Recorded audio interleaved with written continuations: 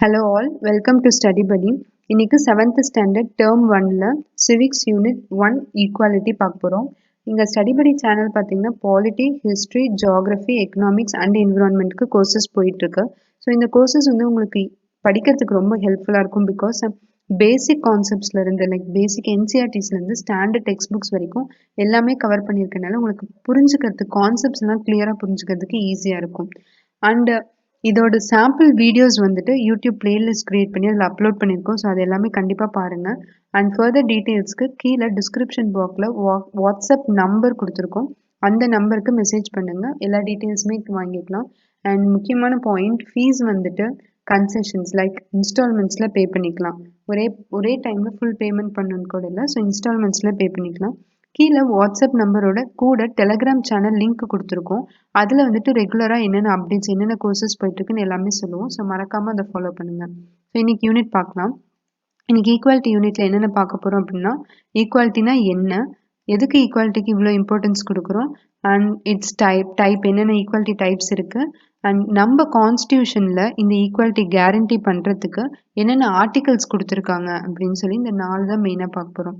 First வந்து ஈக்குவாலிட்டினா என்ன அப்படின்னு பார்க்கலாம்.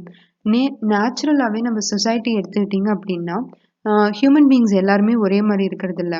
ஸோ அந்த டிஃப்ரென்சஸ் வந்து ரெண்டு ஆரிஜின் சொல்லலாம்.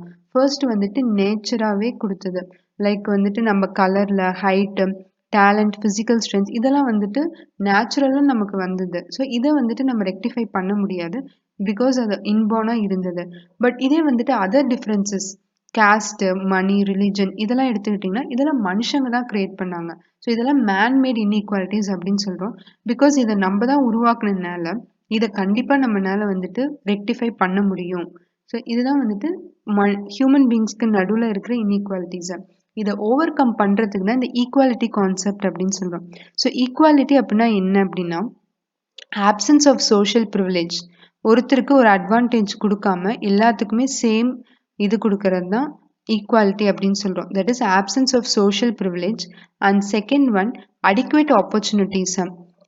யாராக இருந்தாலும் எந்த இதாக இருந்தாலும் அவங்களுக்கு வந்து ஆப்பர்ச்சுனிட்டிஸ் வந்துட்டு போதுமான அளவு கொடுக்கறது தான் அடிக்குவேட் ஆப்பர்ச்சுனிட்டிஸ் அப்படின்னு சொல்கிறோம். ஸோ இதை தான் வந்து ஈக்குவாலிட்டி பேசிக் டெஃபினிஷன். ஏன் இந்த ஈக்குவாலிட்டிக்கு இவ்வளோ இம்பார்ட்டன்ஸ் கொடுக்குறோம் அப்படின்னா, ஈக்குவாலிட்டி அப்படின்னா என்னென்னா, இந்த உலகத்தில் இருக்க எல்லா மனுஷங்களும் அவங்க எந்த நாடு, எந்த இது எதுவாக இருந்தாலும் அவங்களோட வேல்யூ வந்து அவங்களோட ஒர்த் வந்து எல்லாத்துக்குமே ஈக்குவலாக தான் இருக்கும் அப்படின்னு சொல்கிறாங்க. ஸோ அதை தான் வந்துட்டு ஏன் ஈக்குவாலிட்டிக்கு இவ்வளோ தூரம் இம்பார்ட்டன்ஸ் கொடுக்கறதுக்கு அதுதான் reason. All human beings have equal worth regardless of their caste, colour, gender, எந்த நாடு, எந்த மதம் அதெல்லாம் எதுவுமே இல்லை. They have all equal worth அப்படின்னு சொல்கிறோம். ஸோ இந்த கான்செப்ட்ஸ், டெமோக்ராட்டிக் ஐடியல்ஸ் வந்துட்டு லைக் லிபர்ட்டி, ஈக்குவாலிட்டி இதெல்லாம் எப்போ ஃபுல்லாக நமக்கு வந்து எஃபெக்டிவாக நம்ம என்ஜாய் பண்ண முடியும் அப்படின்னு பார்த்தோம்னா, அதை வந்து ப்ராப்பராக இம்ப்ளிமெண்ட் பண்ணும்போது, ஜஸ்டிஸோட இம்ப்ளிமெண்ட் பண்ணும்போது மட்டும்தான் இந்த ஐடியல்ஸ் லைக் லிபர்ட்டி, ஈக்குவாலிட்டியில் நமக்கு ஃபுல்லாக வந்து என்ஜாய் பண்ண முடியும் அப்படின்னு சொல்கிறாங்க. இப்போ வந்துட்டு ஈக்குவாலிட்டி என்னென்ன கைண்ட்ஸ் இருக்குது அப்படின்னு பார்க்கலாம். லைக் டைப்ஸை 4 டைப்ஸ் பேசிக்காக சொல்கிறாங்க. Social, civil, political and gender. So first வந்து சோஷியல் ஈக்குவாலிட்டி அப்படின்னா என்னென்னு பார்க்கலாம். ஒரு சொசைட்டி எடுத்தோம் அப்படின்னா ஹியூமன் பீயிங்ஸ் நிறைய பேர் இருப்பாங்க. லைக் விமன், ஒரு எல்டர்லி பீப்புள் எல்லாருமே இருப்பாங்க. இவங்க எல்லாத்துக்குமே வந்துட்டு we should give equal opportunity. எதுக்கு இந்த ஈக்குவல் ஆப்பர்ச்சுனிட்டி அப்படின்னு பார்த்தோம்னா, ஒவ்வொரு ஹியூமன் பீயிங்ஸ்க்குமே they have their own goals, ஒரு டிசைர் இருக்கும், இதை பண்ணணும், இங்கே போகணும் அப்படின்னு ஒரு டிசைர் இருக்கும் இல்லையா. ஸோ அதுக்கான ஈக்குவல் ஆப்பர்ச்சுனிட்டிஸ் எல்லாத்துக்குமே கொடுக்கணும். அதை நம்ம டினை பண்ண முடியாது.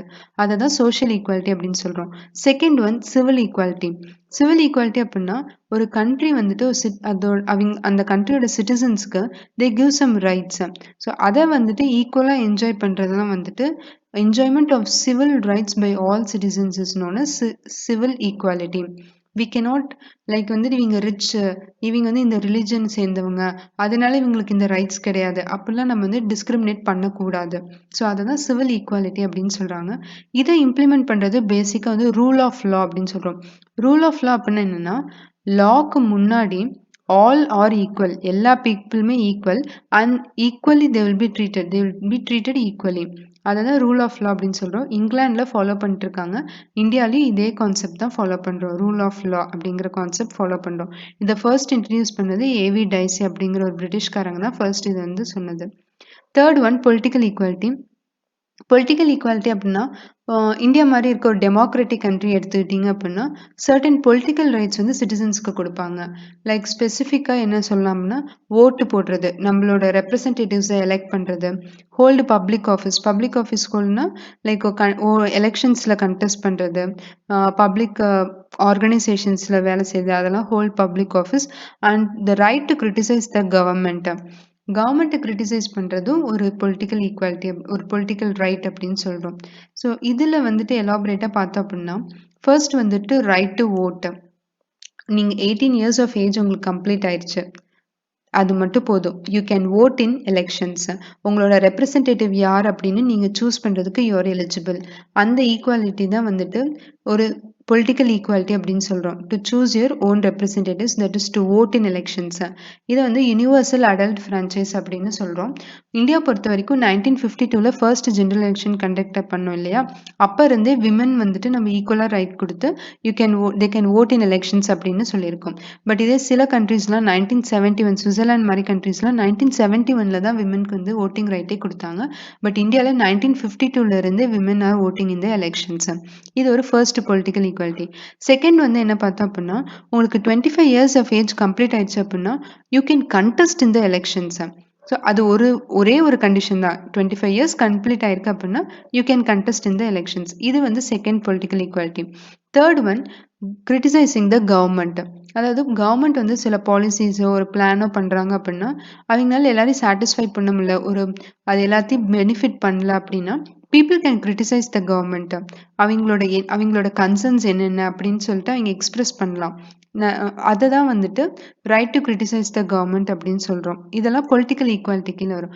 இன்னொரு பொலிட்டிக்கல் ஈக்குவாலிட்டிக்கு ஒரு குட் எக்ஸாம்பிள் எடுத்துக்கிட்டிங்கன்னா, நீங்கள் ஒரு லோக்சபா எலெக்ஷன்ஸில் ஓட் போடுறீங்க. You are a common man.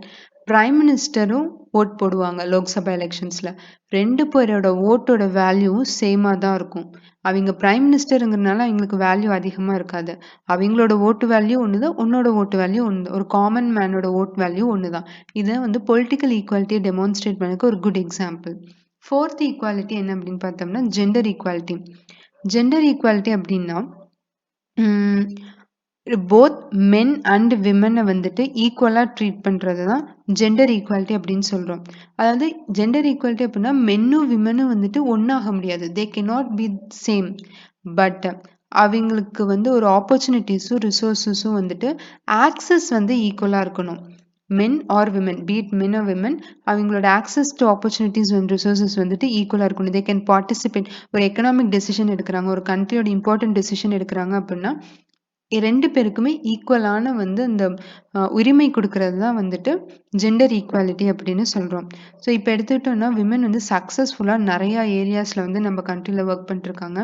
Like border security force, Indian air force, எல்லாத்துலேயுமே விமன் இருக்காங்க.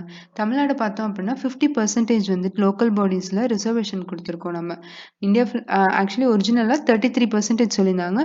பட் தமிழ்நாட்டில் விமனுக்கு 50% வந்து லோக்கல் பாடிஸில் வந்து ரிசர்வேஷன் கொடுத்துருக்கோம். யுனிசெஃபோட ஜெண்டர் ஈக்குவாலிட்டி டெஃபினிஷன் பார்த்தோம் அப்படின்னா men and women, girls and boys எல்லாருக்குமே they should enjoy the same rights, resources, opportunities and protections. இதெல்லாம் வந்துட்டு யுனிசெஃபோட ஜெண்டர் ஈக்குவாலிட்டின்னு சொல்லி டெஃபினிஷன் கொடுத்துருக்காங்க.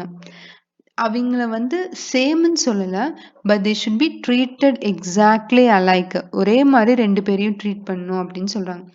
2017 சஸ்டைனபிள் டெவலப்மெண்ட் கோல்ஸ் வந்துட்டு யுனைடெட் நேஷன்ஸ் வந்து லிஸ்ட் ஆஃப் கோல்ஸ் கொடுத்தாங்க. அதில் ஃபிஃப்த்தாக வந்துட்டு ஜெண்டர் ஈக்குவாலிட்டி வந்து ஒரு fifth development goal, sustainable development கோலாக யுனைடெட் நேஷன்ஸ் சொல்லியிருக்காங்க. ஓகே, நம்ம கண்ட்ரியில் ஃப்ரீடம் ஸ்ட்ரகிள் போயிட்டு இருந்துச்சு இல்லையா, 19th century லைக் 1800s வந்துட்டு நிறைய பேர் வந்து இந்த விமென்க்கு வந்து ஈக்குவலாக ரைட்ஸ் கொடுக்கணும் அப்படின்னு சொல்லி நிறைய ஃப்ரீடம் ஃபைட்டர்ஸ் வந்து ஃபைட் பண்ணாங்க. அதில் முக்கியமான சில பேர்லாம் பார்த்தோன்னா ராஜாராம் மோகன் ராய், ஈஸ்வர் சந்திர வித்யாசாகர், தயானந்த் சரஸ்வதி, கோவிந்த் ரானடே, தாராபாய் ஷிண்டே, பேகம் ரோக்கியா ஷகாத் ஹுசைன், இவங்க எல்லாருமே வந்துட்டு விமென்க்கு ஈக்குவலாக ரைட்ஸ் கொடுக்கணும் அப்படின்னு சொல்லிட்டு 1800s லைக் அந்த ஃப்ரீடம் ஸ்ட்ரகிள் போயிட்டு இருக்கும் போது இருந்து நிறைய பேர் ஃபைட் பண்ணாங்க. ஸோ இதுதான் வந்துட்டு ஈக்குவாலிட்டியோட டைப்ஸ், 4 டைப்ஸ் பார்த்தோம். அடுத்தது ஹியூமன் டிக்னிட்டி அப்படின்னா என்னன்னு பார்க்குறோம். நமக்கு தெரியும் டிக்னிட்டினா என்ன? செல்ஃப் ரெஸ்பெக்ட், சுயமரியாதை. அதை தான் டிக்னிட்டி அப்படின்னு சொல்றோம். ஹியூமன் டிக்னிட்டி அப்படின்னா என்னன்னா, எல்லா ஃபண்டமெண்டலா வந்துட்டு இதுதான் ஒரு ரைட், ஃபண்டமெண்டல் ரைட்ஸ் இருக்கு அப்படின்னா இந்த ஹியூமன் டிக்னிட்டி தான் அதோட பேசிஸ். டிக்னிட்டி அப்படின்னா என்ன? Quality of being honourable, noble and excellent.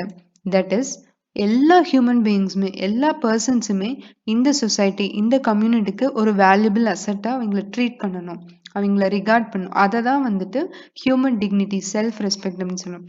So every human being should be regarded as a valuable member of the community. So இதான் human dignity. Opportunities and educations வந்து ஈக்குவலாக கொடுக்கணும். Like அவங்க ரிச்சோ புவரோ religion எதுவாக இருந்தாலும் education வந்து எல்லா சில்ட்ரனுக்கும், எல்லா இண்டிவிஜுவல்ஸ்க்கும் இந்த சிமிலராக சான்சஸ் இருக்கணும். அதான் equality of opportunity in education அப்படின்னு சொல்கிறோம். அப்போ தான் அவங்களோட பர்சனாலிட்டிஸ், அவங்க கோல்ஸை வந்து அச்சீவ் பண்ணுறதுக்கு இது ஒரு ரிசோர்ஸை, அதை தான் சொல்கிறாங்க equality of opportunity and education. இப்போ நம்ம கான்ஸ்டியூஷனில் லாஸ்ட் டாபிக் வந்துட்டு, நம்ம கான்ஸ்டியூஷனில் இந்த ஸ்பெசிஃபிக் ஈக்குவாலிட்டி கான்செப்ட் வந்து இம்ப்ளிமெண்ட் பண்ணணும் இல்லையா? அதுக்கு என்னென்ன ஆர்டிகல்ஸ் கொடுத்துருக்காங்க அப்படின்னு பார்த்தோம்னா, ஆர்டிகல் 14லேருந்து 18 வரைக்கும் இந்த ஈக்குவாலிட்டி கேரண்டி பண்ணுறதுக்கான ஃபண்டமெண்டல் ரைட்ஸ் கொடுத்துருக்காங்க. என்னென்னு பார்க்கலாம். ஃபர்ஸ்ட் வந்துட்டு ஆர்டிகல் 14. ஆர்டிகல் 14 அப்படின்னா guarantees to all the people equality before லா. அதாவது லா பொறுத்த வரைக்கும் எல்லா பீப்புளுமே சேம், அவங்க எல்லாத்துக்குமே ஈக்குவாலிட்டி என்ஷூர் பண்ணணும் அப்படிங்கிறது தான் ஆர்டிகல் 14. ஆர்டிகல் 15 அப்படின்னா டிஸ்கிரிமினேஷனே இருக்கக்கூடாது. இப்போ நீங்கள் வந்து ஒரு ஒரு இடத்துக்கு போகிறீங்க, ஒரு பப்ளிக் பிளேஸுக்கு போகிறீங்க அப்படின்னா அங்கே வந்துட்டு இதனால உங்களை உள்ளார விடலை அப்படின்னு சொல்ல முடியாது. ஸோ அந்த ப்ரொஹிபிஷன் ஆஃப் டிஸ்கிரிமினேஷன் வந்து ஆர்டிகல் 15ல டீல் பண்ணியிருப்பாங்க. ஆர்டிகல் 16 வந்து பர்டிகுலராக எம்ப்ளாய்மெண்ட்டுக்கு வந்துட்டு நீங்கள் இந்த ரிலீஜன், இந்த கேஸ்ட், அதனால உங்களுக்கு நாங்கள் வேலை கொடுக்கல அப்படின்னு எங்கேயுமே சொல்ல முடியாது. அதை தான் வந்துட்டு ஆர்டிகல் 16ல சொல்லியிருக்காங்க. 17ல அன்டச்சபிலிட்டி வந்துட்டு அபாலிஷ் பண்ணுறது தான் வந்துட்டு ஆர்டிகல் 17. ஆர்டிகல் 18 வந்துட்டு டைட்டில்ஸ் வந்துட்டு அவாய்ட் பண்ணுறது. அதாவது டைட்டில்ஸ் அப்படின்னா அப்போ வந்துட்டு பிரிட்டிஷ் இருக்கும்போது நிறைய டைட்டில்ஸ் நைட் அந்த மாதிரிலாம் கொடுத்துருப்பாங்க இல்லையா? அதெல்லாம் அபாலிஷ் பண்ணிட்டு அந்த நார்மல் எல்லாருமே ஈக்குவல் அப்படின்னு சொல்கிறது தான் ஆர்டிகல் 18ல டீல் பண்ணியிருக்காங்க. இது இல்லாமல் எக்ஸ்ட்ராவாக ஆர்டிகல் 21ல வந்துட்டு ஈக்குவாலிட்டி பற்றி மறுபடியும் டீல் பண்ணியிருக்காங்க. That is equality before law and equal protection of law. அந்த கான்செப்ட் வந்துட்டு ஆர்டிகல் 21ல மறுபடியும் ஃபர்தராக வந்து ஸ்ட்ரென்தன் பண்ணியிருக்காங்க. ஸோ இதுதான் நம்ம கான்ஸ்டியூஷனில் ஈக்குவாலிட்டியை வந்து கேரண்டி பண்ணுறதுக்கு கொடுத்த கான்செப்ட் ஆர்டிகல்ஸை. இது இல்லாமல் ஈக்குவாலிட்டியை ப்ரொமோட் பண்ணுறதுக்கு என்னென்ன பண்ணலாம் அப்படின்னா, எல்லாரையும் ஃபேராக ட்ரீட் பண்ணுறது, பர்சன்ஸ் எல்லாத்தையும் treating all fairly, inclusive culture create பண்ணுறது. இன்க்ளூசிவ் அப்படின்னா எல்லா மக்களையுமே ஒரு ஆர்கனைசேஷன், ஒரு வேலை இருக்குது அப்படின்னா எல்லா மக்களையும் உள்ளார வந்து இன்வால்வ் பண்ணுறது ஒரு டிசிஷன் எடுக்கும்போது. Making laws and policies, educating people, அப்புறம் அவங்களுக்கு ஆக்சஸ் கொடுக்கறது, ஈக்குவலாக கொடுக்கறது, அவங்களோட ஃபுல் பொட்டென்ஷியல் டெவலப் பண்ணுறது. இதெல்லாம் பண்ணோம்னா அடிஷ்னலாக இந்த ஆர்டிகல்ஸ் கூட வி கேன் ப்ரமோட் ஈக்குவாலிட்டி அப்படின்னு சொல்கிறோம். கன்க்ளூட் பண்ணுறதுக்கு, இந்தியா வந்துட்டு லார்ஜஸ்ட் டெமோக்ரஸி, நமக்கே தெரியும். ரொம்ப இவ்வளோ கோடி மக்களுக்கு நம்ம ஒரு டெமோக்ராட்டிக் கண்ட்ரியாக இருக்கோம் அப்படிங்கிறது it is a big achievement. Equality and justice வந்துட்டு ஒரு முக்கியமான 2 பில்லர்ஸ் அப்படின்னு சொல்லலாம். ஜஸ்டிஸ் எப்போ அச்சீவ் பண்ண முடியும் அப்படின்னா பீப்புள் வந்து ஈக்குவலாக ட்ரீட் பண்ணும்போது தான் வி கேன் அச்சீவ் ஜஸ்டிஸ். அதனால ஈக்குவாலிட்டி இஸ் ஸோ இம்பார்ட்டன்ட். நம்ம பார்த்தோம் இல்லையா, ஹியூமன் டிக்னிட்டி, அவங்களோட செல்ஃப் ரெஸ்பெக்ட், அது எல்லாமே இருக்கிறது தான் ஈக்குவாலிட்டி வந்து என்ஷூர் பண்ண முடியும். ஸோ நம்ம கண்ட்ரி பொறுத்த வரைக்கும் ஈக்குவாலிட்டி அண்ட் ஜஸ்டிஸ் வந்துட்டு ரொம்ப இம்பார்ட்டன்ட் பில்லர்ஸ் அப்படின்னு சொல்கிறோம். ஸோ இதே மாதிரி மற்ற கோர்சஸும் நீங்கள் பார்க்கணுன்னா கீழே வாட்ஸ்அப் நம்பருக்கும் டெலகிராம் சேனல் லிங்க் இருக்குது, ஃபாலோ பண்ணுங்கள். எல்லா அப்டேட்ஸுமே உங்களுக்கு வரும். தேங்க்யூ.